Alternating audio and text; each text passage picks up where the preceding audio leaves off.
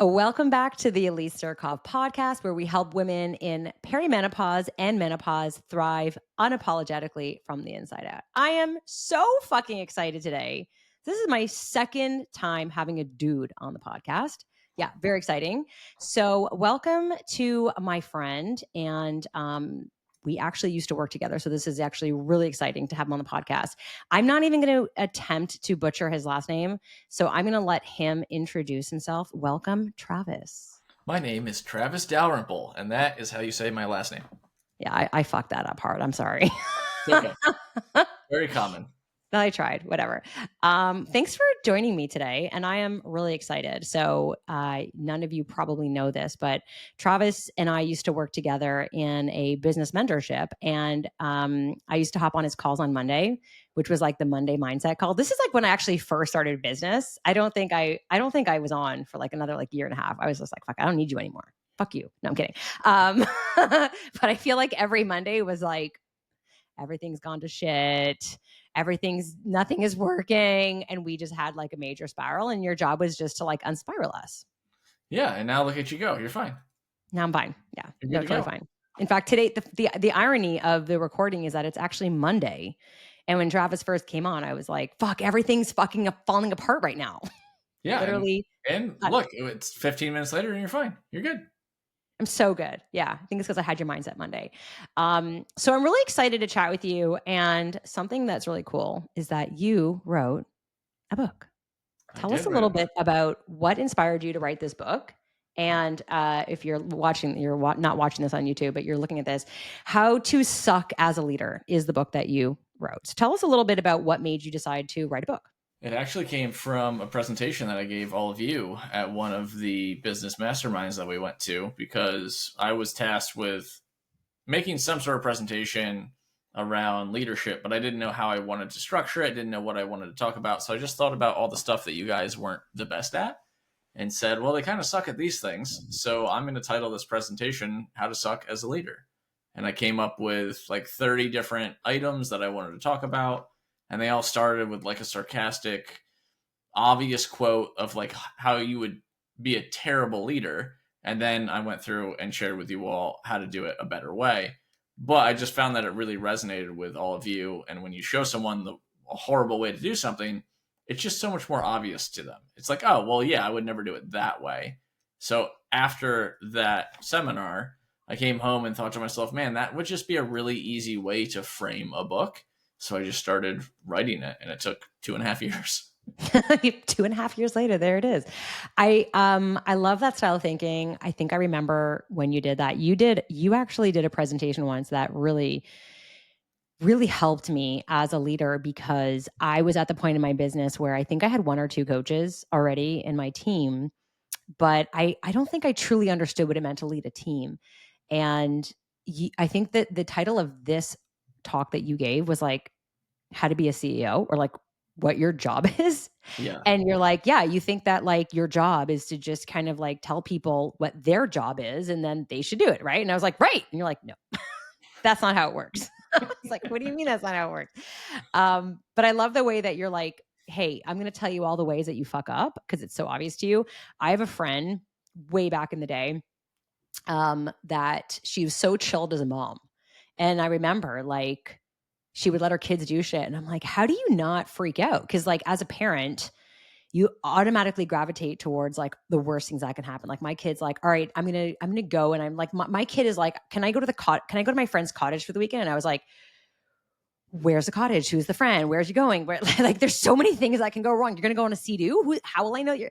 And my friend, the way that she looked at it was like, she was like, I always think about just like the worst thing that's gonna happen. Like I think at one point she had like 4 kids over under the age of 2 playing, and I was like, how do you do that? And she's like, well, like the worst thing that happens is a kid breaks their arm. Like, really? Like, they're going to break their arm, right? Like, they're not going to break their leg. They're going to fall. They're going to break their arm. And I'm like, then I'll just take them to the hospital. And I was like, yeah, I guess that's what you could do, right? It's like, let's just think about all the ways that you suck or the worst things that can happen and then work backwards. So I love that. And here I am thinking that I read your book. Like I said, I read it. I was sitting out in the sun, enjoying some time to myself. And I read a quote and I was like, this is it. This is what we're going to talk about. And then you went ahead and told me that that's what everybody else wants to talk about. So I will say the quote, but like I almost don't want to talk about it because now I feel like everyone else talks about Oh, it. because now it's like now all the cool kids are saying it, so now I'm not going to be cool. Yeah, I'm actually the opposite. I don't want to be the cool kid. I am like, I want to be the weird kid that the cool kids want to stay away from. So the quote that I was talking about was whatever you are not changing, you're choosing. And we talk about here in our community at FFWE how to really thrive unapologetically. And that, if nothing changes, nothing changes. So if you're saying, hey, I really want to lose weight or I really want to have help with my hormones, but I'm too busy, or I don't want to spend the money, or I don't think I'm important enough, or I'm just, now is not the right time, then you are basically saying that you don't want what you say you want. So Yeah. I guess my question is like, how do we get that message across stronger from a mindset perspective of like really helping, let's say in our case here, women double down on the fact that, yeah, whatever they're not changing, they are choosing, even though they say they want to change. I think it's almost projecting them into the future a little bit and saying, okay, so if you're saying that you want to change, but you haven't done anything about it so far, what is your plan for when you're going to do something about it? Is it next week? Is it next month? Is it 6 months? Is it a year? Is it 2 years? And think to yourself, well, based on what I've done so far, I first had the idea that I wanted to go through this transformation a year ago. So it's already been 1 year. Am I going to wait another year or until this perfect set of circumstances before I actually decide to do something? So usually when people jump into the future, it's pretty negative. It's a lot of anxiety, but we can also use that as a toolkit to our advantage to say, let me think about when I'm actually going to do this, because if I actually play it out, the answer might be never. Yeah. And I guess the question that I like to ask on that is like, what's the cost of never? Yeah, Right. you could just not do anything and then you're the same forever. Or it gets worse. So, what's the harm in making a change? What's the downside to it? Yeah. I remember like, oh, I had this conversation with my brother. I know I mentioned him before, but I was talking to him. God, I hate mentioning him because now I'm just giving him credit. Damn it. There was this Repress. guy I was talking to once. This was like way back in the day. I worked in corporate fitness and wellness. And I had a really good job. Like I didn't get paid well, I'm not gonna lie, but I always said I got paid well for what I was doing. Cause like I got to like eat, sleep, and breathe health and fitness while being able to like, do the mom thing on, and like have that flexibility. But I really just wanted to do more. I had taken a stab at trying like a couple business ideas that didn't ever really stick. And I remember saying to my big brother at the time, like, I just not the right time, right? And I think what I was actually looking for was validation for him to say, yeah, I mean, look, you've got little tiny children. How could you possibly do something now? But his response is, I mean, look, he said like, is it ever going to be the right time? And he said, like, when will be the right time when your kids need braces? And you need more money, or like when you're sending your kids to university and you really need more money, like at what part of your life? And I was like, yeah, you're right. Fuck. I wasn't expecting that. And I think that, and I say this with love because I'm about to drop a podcast. So by the time we air this, I will have dropped it, which is my Eat, Pray, Love Summer. I shared with you offline that like I took some time this summer to really work on myself. But, I think that if I didn't make those changes and start choosing a different path, I would still be in the same position that I was in, which is like, wondering where I could be or where I'd be at. And so at that moment in time, I thought, no, I'm going to choose differently and I'm going to make changes so that the future me or like me today can show up differently. And I think that's where a lot of women get stuck is that they're not sure exactly how to really take that leap and like change. But when I say change, I mean like become the leader in their own life.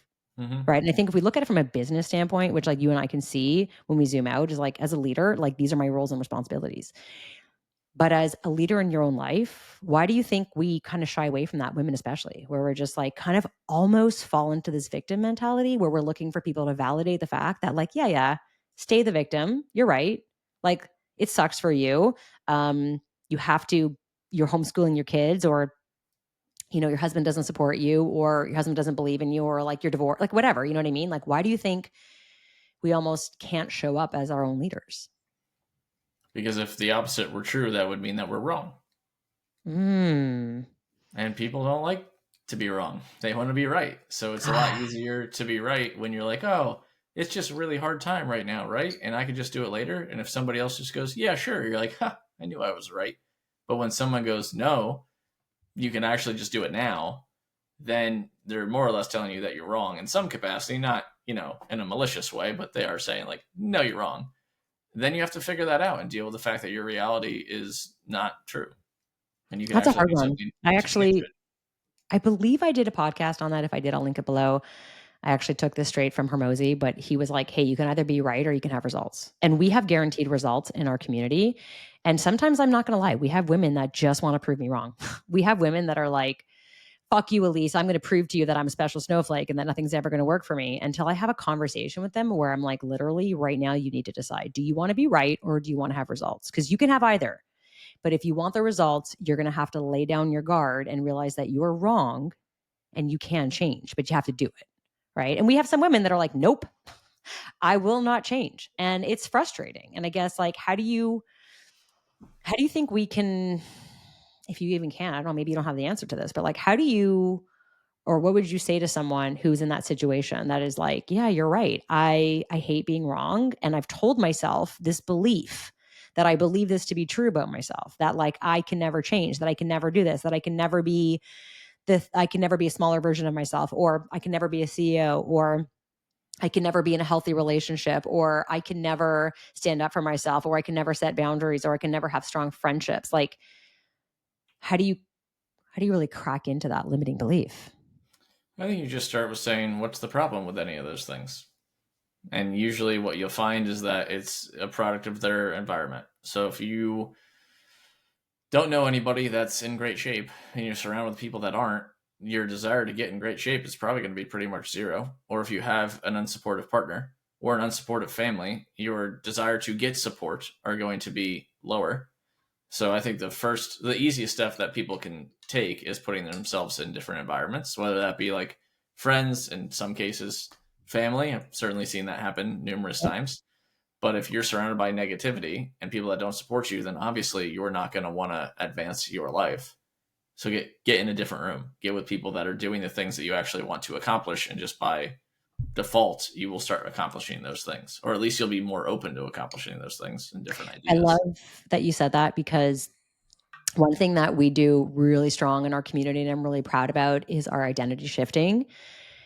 And because, like, our program is, obviously, I want women to love their bodies and be comfortable in their bodies, but anybody can lose weight.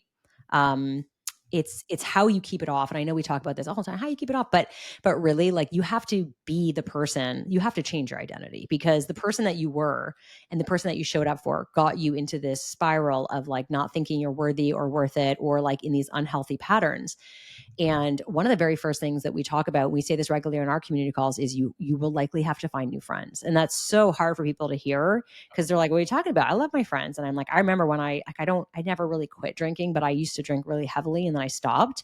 And then I stopped getting invited out. Like, I don't hang around with the same people anymore because I wasn't like getting drunk all the time. That didn't work for me.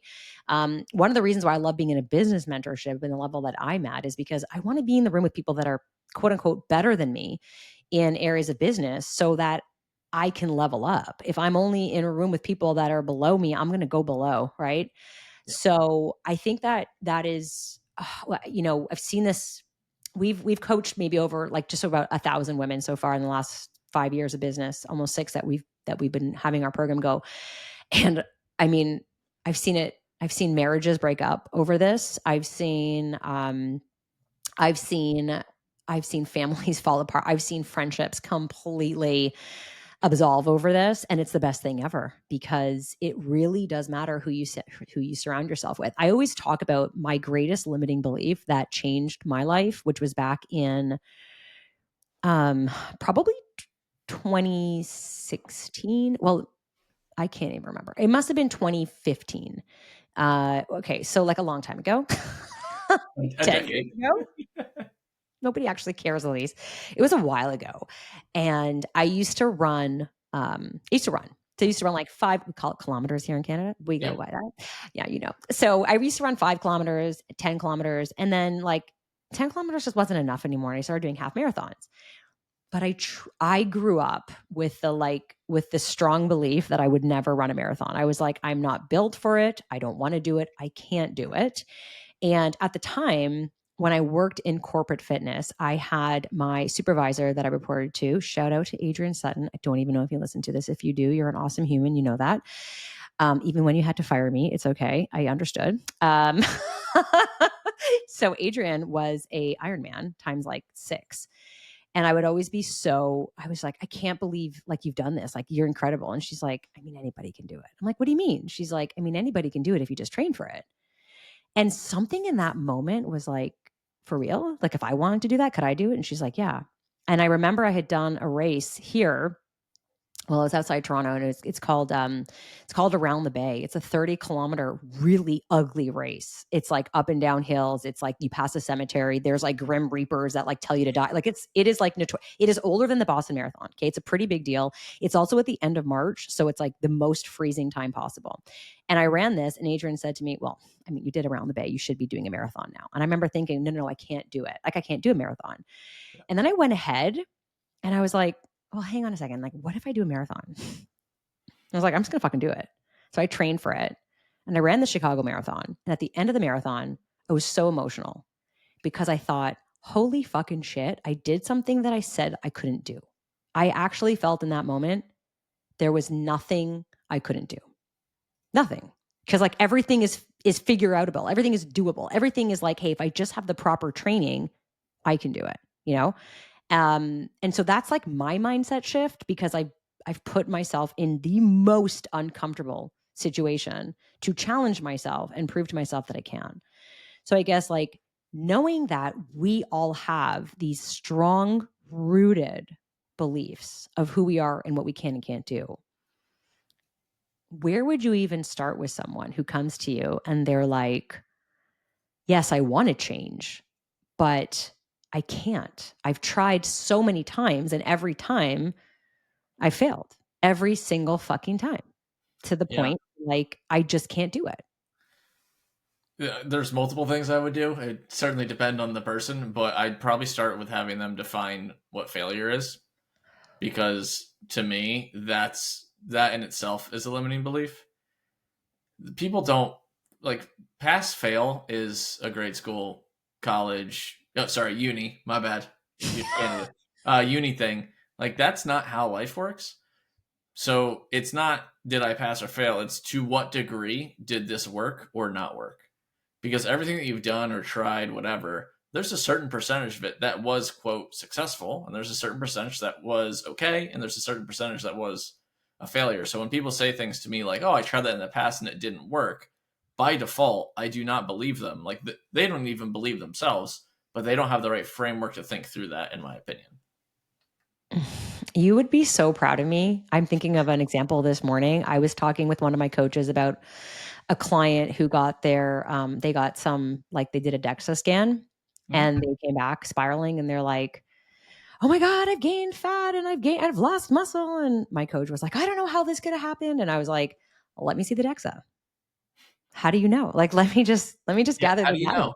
Yeah. How do you know? I was like, she's like, well, it's a DEXA. And I'm like, this bitch lost 0.2% in the last year. Like that's negligible. Like the standard deviation of DEXA is 0.5% error. So I was like, we're fine. That and most people, especially in the weight loss world, if you're like a layperson, for lack of a better term, and you're unfamiliar with a lot of the data, the statistics, how the whole process works, all that stuff can feel extremely overwhelming, which is totally understandable because you're marketed to so heavily by big pharma and all these other fucking companies to make you think that if the scale goes up 1 pound, or sorry, let me even rephrase that because it just happened to me. If the scale goes up 1 unit of measurement, that you gained literally a pound of fat, which could not be farther from the truth. Right. So if you don't have the context, and you're missing some of the information, all that stuff can be extremely deceiving. and just flat out wrong. But you don't know that you're wrong because you've never asked. So that kind of goes into like the fact or fiction kind of question too, Sure. right? Yeah. And I think I don't even know where I got that from, but I feel like, and I've said this to you offline, and I've said this to a lot of people, where like being a better leader has made me a better parent because I feel like I'm able to lead with curiosity, and instead of like having to save and solve problems and put out fires, I'm like, let's just talk this out, right? So when a kid comes to me and starts to catastrophize, like, oh my god, I failed this test, and I'm never going to get into university. I'm like, what makes you think that? Like where did you get that information? Or, oh my god, they started a group chat without me and nobody likes me. It's like, all right, well, like, let's look at the facts first. Like, is this fact or fiction? Could they have just forgotten you? Well, I guess so. Okay. So like, did you ask them? And then, like 10 minutes later, it's all resolved. Oh, she Yeah. forgot. And so I feel like when it comes to coaching anyways, like, let's get into the weeds of coaching for a second. Cause I talk about a lot about anybody can tell you what to do and what to eat and what to train. Coaching is the how. How do you really stay true to your, I hate using the word goals because like I don't even know what my goals are, but how do you stay true to like your what is important to you, like your core values, your beliefs? So if it's like I want to eat better, how do you maintain that like habit of eating better or all the things? Sorry, I forgot to turn my notifications off. How do you stay true to all of that? Uh, you know, when you're in that mindset, and where can you start to, I guess, shift it? I think there's two places because the root of everything is just what you believe about yourself or others that's helping you or hurting you. So if you there's two questions you can ask yourself to really get to the core of that. But the first concept of this whole thing just starts with awareness, meaning just because you have a thought about yourself or other people does not by default make it true. But that's the way a good amount of people act, is if they think something, then by default that is reality. This person thinks this person doesn't like me. It's like, well, did you ask him? How do you know? Right? It's just layered in tons of assumptions. So when you're feeling kind of weird about a situation, the first question is, what would I have to believe in order to feel this way? Which will lead you to whatever you're believing about yourself or someone else. In which case you can then say, is this objectively true? Or do I have any data whatsoever to support that this is true? Usually, the answer to both of those questions is no, which Right. leaves people confused because then you go, well, I believe X, Y, and Z, and I basically just told myself that that's not true at all. So what do I believe now? And that's where you get to make up your own beliefs, but instead of negative ones, you can just make them positive. And then you Which can is start like, working. which is how I feel like I have belief in myself, where proving to myself that I can run a marathon when I said I couldn't. I'm like, well, I fucking did something that I really thought I couldn't. And, what I try to teach my kids, mostly my daughter because she's older and she can catastrophize everything like her mother. But I'm like, hey, you have figured out 100% of the problems that you've had. My daughter's very smart and she's an overachiever. And with that comes a lot of like pressure that she puts on herself, right? So it's like, hey, you have figured this all out. So I was just in New York City with her, took her on like a little girls trip, and she was catastrophizing about something. And I was like, name me like one example of when you figured something out. And she was like, I can't. I'm like, oh, I'm going to name you 5 right now. Okay. Remember this? Remember you thought it was like, remember you've always figured it out. And so, having that belief in yourself that like you can figure everything out. So back in the days when I worked in corporate, I feel like I'm plugging corporate wellness today, but I worked in corporate fitness and wellness. And I, at one point, was like a manager. So I oversaw a bunch of contracts. And so I was not on like what you would call the leadership team, except I sucked as a leader. I was the worst fucking leader ever. How they let me lead, I don't understand. I would never taught how to lead. It was just like, hey, you're now doing this. I was like, cool. But I was kind of the so we had one guy in IT, right? This is like way back in the day. Okay. Way back in the day before I even had a smartphone. And when he went on vacation, he asked me if I could like take over for IT. And I was like, I don't fucking know how to turn on the TV. All right. Let alone like do IT. And he said to me, you can figure it out. He's like, Yeah. you're pretty smart. Like you can figure it out. And he had so much belief in me that I thought, you know what? This is how I look at, I swear to God, Travis, this is how I look at problems today. I know I'm not the smartest person in the room. I know that. And that's not to like dumb my intelligence because I'm pretty fucking smart. But there's a lot of people that are smarter than me. However, I know I'm not the dumbest person in the room. I am like, if like average intelligence is here, I am like above it. All right. Sure. So I know that of me. So I truly feel that if I'm given enough resources and attention and time and support, I can figure anything out. I just might not figure it out fast. I typically have to like look at things twice or read things twice, but I can figure it out. So I have a lot of confidence in myself that in any situation I'll figure it out. I mean, I suck at doing that fucking what is it like when you're in a room, the escape room? Like I can't fucking figure that shit out because I'm like on a timeline. I Different need skill time. set. That's not my skill set. I need someone else for that. But the point is that like I'm trying to pass that on to my daughter and say like you can figure this shit out because you always have. And so, when I'm on a sales call, for example, with a woman trying to get more information on the program, and I'll typically like everybody is scared. Everybody is scared to invest in themselves because they're afraid that they are not going to be able to do it because they have so much proof that they haven't done it before. And so I ask these 3 questions. I say, I'm going to ask you 3 questions. And if you can answer yes to all 3 questions, I guarantee you will be successful. Are you ready? And they're like, yeah, I'm ready. I'm like, the first one is you have to be coachable. And they're like, oh, yeah, I'm fucking coachable. I'm like, great. Of course I am. Check. Right.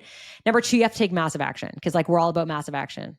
Right. I'm not telling you, we're not going to make you do stupid shit. That's not what we're about. We don't do like anything aggressive, but like you have to take action. Can you do that? Yeah, no problem. It's always the third one. And the third one is, will you raise your hand and ask for help when, not if you need it? This is such a hard one for women because most women will say to me, I have a hard time asking for help. I Yeah. don't like to ask for help. Like, I'd rather suffer and fail than kind of prove that I'm wrong or that I can't do it. And I'll say, all right, well, give me an example of a time in which you've asked for help. And they can't fucking think about it. And I'm like, dude, how did you get on the call with me today? And they're like, oh, well, yeah, I asked for help. But I'm like, there you go. So you can do it because you've done it before. Right. And then Yeah. they're like, oh my God, that's amazing. But this is what I'm talking about. It's like, how do we lean on beliefs of past behavior when we're so shut down of like, that never happened? I can never do that. I never asked for help before. It's like, yeah, you fucking did. Because at some point, if you're a mom, I can tell you your kid was sick at one point and you didn't know what to do when you asked somebody. Hands down. I think there's a whole social media thing at play here over the past 10 to 15 years, and this may be an unpopular opinion. So if this pisses anybody off, that whatever. Oh, I love it. Piss us off. Let's hear it. I think there's nothing wrong with being a strong, independent female. That's Yeah. fantastic. Yeah. That doesn't mean that you use that in every single situation in your life at every given moment. And like, obviously, I am not a strong, independent female. I am a man, so take that with a grain of salt. But I don't think there's anything wrong with asking for help. I think asking for help has been somewhat demonized in the past 10 to 15 years, just due to the age of social media. Yeah. Almost on all fronts, not just with women, but like literally everything. So I think the more that you ask for help, the more that you admit that you, not that you can't do something, but that it would be easier if you just asked for assistance, that you just get what you want out of life faster. So why would you not ask? Doesn't make any I sense. I can't tell you how much I love where this conversation's going because I have a therapist and I have chat GPT therapists that work in my corner. And I am a high functioning female and I am an alpha female. And I am someone that like, I've always had a hard time. I am in the mentality of like, I will fucking do it myself. I will fire everyone on my team and do every other job myself because I can do it. Right. I had that mentality for a very long time. And I think that, invulnerability is strength. I really do. The more vulnerable you can get, the stronger you actually become. That's like the true strength of character. And like you said, asking for help is not saying I can't do it. It's saying I need help to figure it out how to do it. I know for me, like one of the things I have is I have someone that comes and helps me clean the house twice a week. Twice a Yeah. week. People think I'm fucking crazy, but I'm like, I am so anal about keeping my house clean. And I can't do it. So I'm like, is that weakness? Well, people are like, well, no, I mean, like, why should I have to clean the house and, raise the kids and have it like, it's like, okay, cool. But like, what if I need help with a coach or like, just because I can carry this load doesn't mean I want to. And it doesn't mean that you should. Right. You can just choose. That's the okay. I feel like this is a therapy session. When my son was diagnosed with type 1 diabetes, that was 10 years ago. We are about to hit our 10-year milestone with that. He was 2. Okay. When my son was diagnosed, I actually never did a podcast on this. I should. Kelly, when you're editing this, remind me. But when he was diagnosed with type 1 diabetes, I stopped breathing for 3 months, literally. And I dove into all the things I needed to do on how to manage diabetes because I understood type 2, but I did not understand type 1. So I had to learn like carb ratios. This is what actually helped me in my job today because I understand hormones better than anybody because I have to because my son's life depends on it. But one thing that would really piss me off, honestly, more than anything, is when people would say to me, well, I mean, good thing you work in fitness and you know nutrition, right? Because, like, you understand nutrition. And at the time, again, I was running, I had a running buddy who said to me, the fuck does that mean? That just because you know and understand nutrition, you should have a child that has type 1 diabetes? Like, that's the dumbest fucking thing to say. And I was like, you're right. And she was like, just because you can handle it doesn't mean you need to or have to or deserve to. And I was like, yeah, you're right. Right. And like, here's the thing is that I mean, I lean on our team. We not only do I have a team in Toronto, I have a fucking team in British Columbia now that helps us manage because it is so fucking hard to do it. And we're next level in managing it. So like it is, I love this idea of like, just because you can doesn't mean you have to. You don't always, especially as women, have to carry this load by ourselves. And I think that that is something that I'm really trying hard in our community. I actually, the first business, you love this, the first business I wanted to name my business was like on this very notion. And it was called like dropping the cape. Like women have this need to wear like a cape, right? And be like Superwoman or Wonder Woman. I actually have a Wonder Woman tattoo, but my whole slogan was like, drop the cape, drop the fucking cape. Stop being a fucking superhero. How great would that be for a second? Should name the podcast that. I should, right? I Yeah. fucking wanted to name it Reframe. Unapologetically You. I was sitting on the title of this for a year and a half. Unapologetically You. So excited. There are 90 fucking podcasts called Unapologetically You. Hence why I went with the original title of the Elise Circuit podcast. Yeah, I think there's probably only one of those, if I had to imagine. For now. Yeah.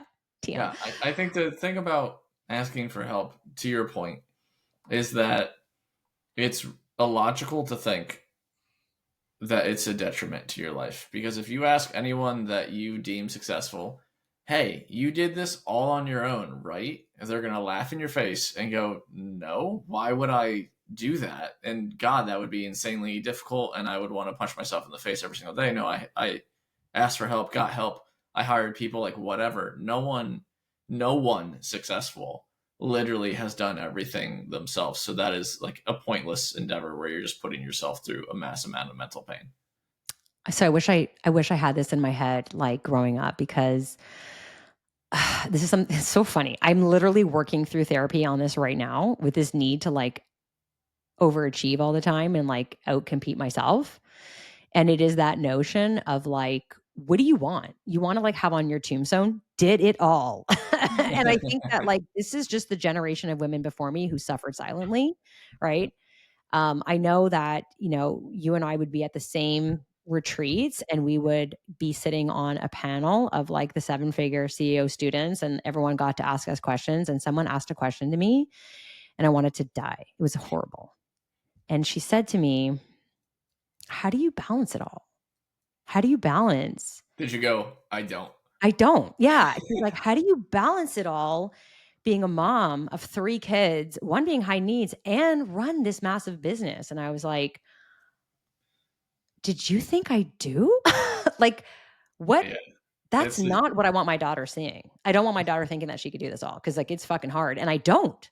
I was like, I don't balance it. Like, first of all, I cry every Monday. I think my business is going to blow up. I'm in therapy.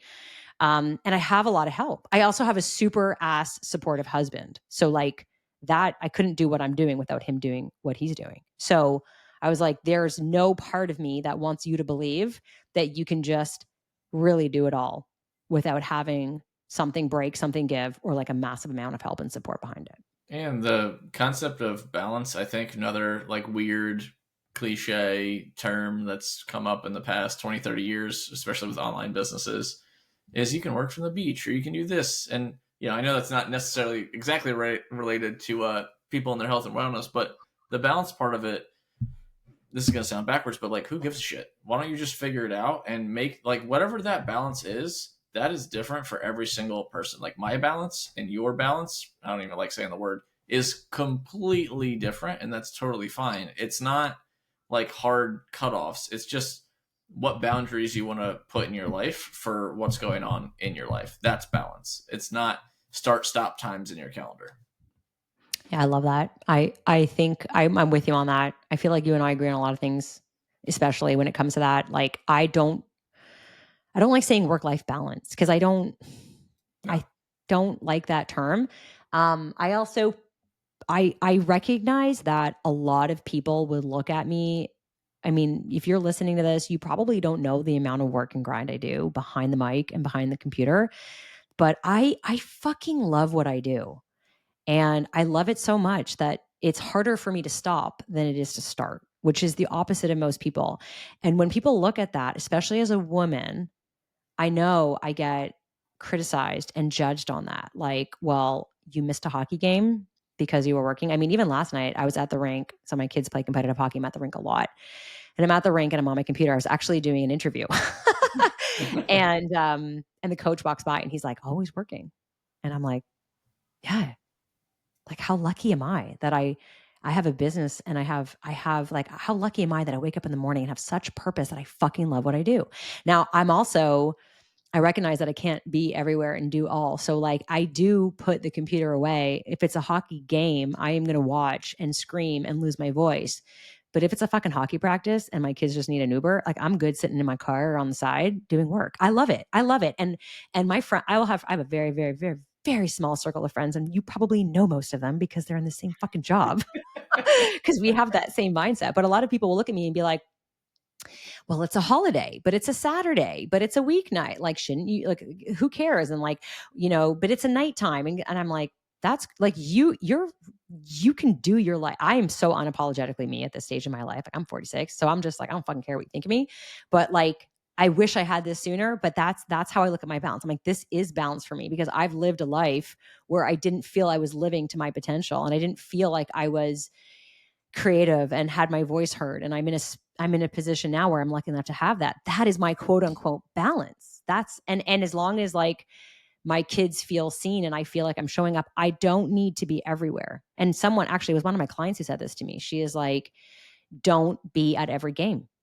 You don't make it seem to your kids that like if you miss a game you're a bad mom because that's what they're going to grow up thinking. Like you can miss games, you can miss awards, you can miss all those things. That's why there's other parents that can tell you what happened. Your kids can feel you what happened. You don't have to be everywhere and be everything to everyone. I thought that was like honestly the greatest advice because that's what put balance and balance into perspective for me. I've never heard somebody else say that, so that is a delightful thing to hear. Yeah, I mean, like I recognize that it is against the grain on that, and not many people think like that. But I'm like, if I have 4 or 5 hours on the weekend, and my kids are like fucking off and they don't want to be around me, like I'm gonna fucking work. I love it, and also like my husband loves it. He finds it sexy as fuck that like I'm driven and I'm passionate about something and I produce something. Right? I think the quote unquote balance for me is like for me that I'm working on is like kind of like what we talked about is like, hey, I don't have to do everything. I can let someone else lead. I can ask for help. And I've gotten better at that where I've said, I remember the time where I didn't think I'd be able to hire a coach because no one could be better than me at coaching. Right. Now I've got 4 coaches coaching. So clearly gotten over that. Um, It's all a and I think a lot choice. of women struggle with that, right? Is like, hey, if I ask for help, then I'm cracking the belief that I can do it all. Or this is a big one. I hear this a lot lately. And if you're listening to this, you might resonate where you're like, there's so much body positivity, which by the way, I'm going to get haters for this. I don't fucking believe in that either. I don't like, I'm all about body health. Yeah, you don't believe that. I fucking hate it. People are like, they're shaming people who want to lose weight. They're shaming people who want to change their body because you're like, well, body positivity. So I have women coming to me ashamed that they want to change their body because I'll say to them, how does this affect the way you show up for yourself? Your confidence in yourself. And they're like, I'm not confident. And they start crying. And they're like, I just hate the way I look. And I know I shouldn't say that because body positivity and I'm more than just a body. And I'm like, girl, you're fucking allowed to feel however you want to feel outside of whatever social media is telling you to feel. Yeah. Right. It's a very strange world we live in at the moment where someone wants to get healthy and they feel shame around that. Right. Well, and to be honest, because obviously this has now become a therapy session of Elise. When I first started out in this space back in 2020 and then in 2021, one of my mentors had to have a real talk with me, Shantae Cofield, shout out to you. I had a really hard time saying weight loss. Yeah. I couldn't say weight loss. I was like, What did you say instead? I said, hey, if you're looking to change your body, if you want to get stronger, and I was like, I just can't say it. And she's like, what the fuck is wrong with you? I'm like, I just like, I don't want people to judge me. I don't want people to think that there's a problem with them if they don't want to lose weight. And she's like, you're not fucking talking to them. She's like, get over yourself, be clear, and say weight loss. And it was so hard for me. I don't think for the first 8 months of business, I said the words weight loss. That's impressive. Yeah. Because I was scared. I was scared of like what people were going to think of me. I was scared of like that body positivity was like, oh no, like I'm like attracting people who want to change, right? And not saying love yourself, right? I'm like, fucking love yourself, but like love yourself enough to change too. Yeah. I mean, body positivity is great as long as it's helping you. Yeah. I But mean, we have a that's lot of women that when they come into the program, the first thing they say is, well, I don't want to track my food because I have a daughter. And I'm yeah. like, all right, talk this out to me because I have a daughter too. What does this mean? And they're like, well, I don't want my daughter's track seeing that I'm counting my food. And I'm like, okay, cool. Like, you don't have to track your food, just so you know. But like, I'm just curious why. And they're like, well, because I don't want her getting food obsessed because like I was food obsessed. And I'm like, all right, well, like, but what if you just talked to her about it and said, like the way I said it to my daughters, I'm counting and measuring my food so that I make sure I eat enough. Yeah. And they're like, oh, I'm like, right. It's not, it doesn't have to be something nefarious. It can just Right. be what it actually is I have no idea how much I eat. So I'm figuring that out. Yeah. I'm End like, of would you do the conversation. same? Would you be just as ashamed if you were trying to like save money and like have a budget? Would you be like, I don't want anyone seeing that I'm counting money? Oh yeah. If you're trying to gain weight, would it still have the same, would it still be the same problem? Right. I'm guessing it's a hard no. Well, I love where this conversation has gone because I feel like, you know, we started off with like whatever you're not choosing, whatever you're not changing your choosing. I You really don't even remember. remember. You have to remember, Travis, I'm in perimenopause. You're lucky I'm fucking even having on the same conversation right now. Like this is so great because I just doubled my testosterone. So you're lucky. You're catching me on like a well caffeinated day of like hormones here. You're Yeah. doing great. You're crushing it. Thank you. I haven't forgotten much of what I've talked about. Um, all right. So tell us a little bit about, we didn't even get into you, but tell us a little bit about what you do now, how you help people, and how Yeah. people can find you. Mostly, I help people that are in leadership positions become better leaders because most have never been taught how to lead anyone. They've just been thrown into a position with no training, no support. And it's just like, oh, you're good at this job, right? Well, you must be good at leading other people that do the job, which 99% of the time is not accurate. So I help people just become better leaders, more specifically, ones that people follow instead of ones that they tolerate. Really, really big passion of mine and a mission that I'm trying to change. So if you want to check out the book, it's on Amazon. How to Suck as a Leader, the top 15 mistakes leaders make and how to fix them. It's a bright yellow book. You can't miss it. And it's a paperback audio book is what I was trying to say. And I narrated it. So it I is, was just going to ask you if you narrated that. yes, I did. I had to do it twice because the first time I didn't record it right. So that was fun. But there's a Kindle version and there's also a companion workbook with it. That's free if you get the book. And there's also a paperback if you like putting pen to paper like myself. And you can also find me on Instagram at Trav Dalrymple. I'm sure we can put it in the notes because no one's going to know how to spell my name. Yeah, maybe we need to change your handle at some point. Yeah, maybe just like leadership guy.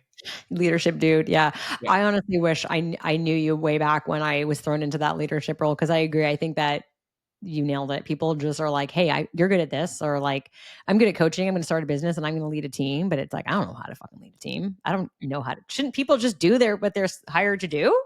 No, you actually need to care about them and train them up and learn about their lives and what they care about and their goals and help them get to that and be a better person. Otherwise, they're not going to give a shit about anything that you want them to do. I love that. Well, thank you so much for joining me today. I will put all of your links in our show notes as well. And if you guys have any questions, you can always reach out to Travis, like you said, on Instagram. We'll leave that handle below. And if you are watching this on YouTube, it's really fun because we have really fun banter. But if you want to watch it on YouTube, make sure that you push that subscribe button so that you don't miss other episodes. And until the next time, thanks for being here. See you later.